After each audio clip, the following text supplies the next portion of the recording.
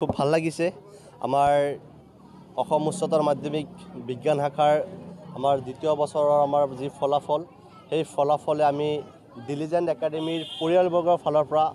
আটাই উৎফুল্লিত হৈছে এই কাৰণেই যে যোৱাটো বছৰত আমাৰ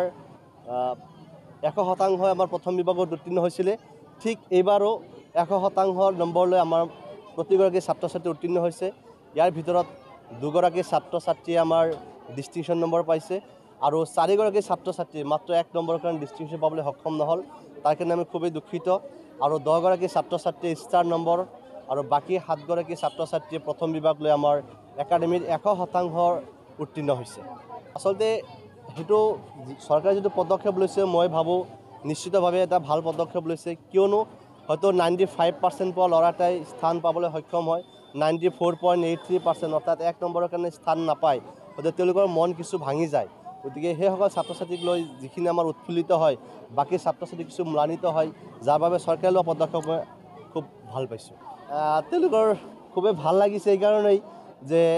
যেহেতু আমাৰ একাডেমীৰ যি ফলাফল আগৰ পৰাই ভাল বৰ্তমানো ভাল আৰু ভৱিষ্যতে তেওঁলোকৰ যে ভাল ফলাফল দেখুৱাব সেইটো লৈ তেওঁলোকে খুব উৎকণ্ঠিত আৰু উৎফুল্লিত 78.8% লৈ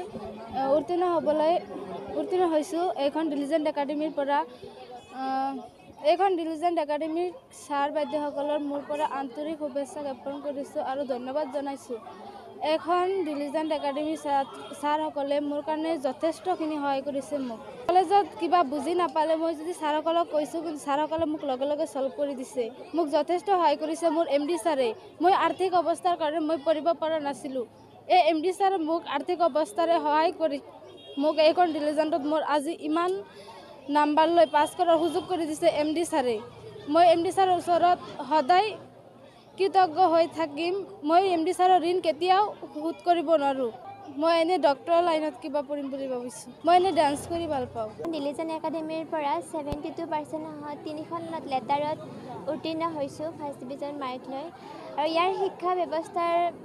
মোৰ পৰীক্ষাৰ সময়ত ছাৰ বাইদেউসকলে যথেষ্ট সহায় কৰিছে লগতে মোৰ মা দেউতায়েও গতিকে তেওঁলোকৰ ওচৰত মই সদায় কৃতজ্ঞ হৈ ৰ'ম মই বেছি তেনেকুৱাকৈ পঢ়া নাছিলোঁ ফ্ৰী থাকিলে আৰু যেতিয়া মন যায় পঢ়িছিলোঁ আৰু মন নবহিলে পঢ়া নাছিলোঁ আৰু চিলিজা পাৰভিন মোৰ ঘৰ দোলাশালত ভাল হৈছে শিক্ষক শিক্ষয়িত্ৰী ভালকৈ শিকাইছে ছাৰ বাইদেউসকলৰ কাৰণে অশেষ ধন্যবাদ ভাল লাগিছে অধ্যয়ন মানে সেনেকুৱা কৰা নাছিলোঁ যেতিয়া সময় পাইছিলোঁ সেইমতে পঢ়িছিলোঁ ভবামতেই হৈছে আৰু অলপ চেষ্টা কৰিলে পাৰিলোহেঁতেন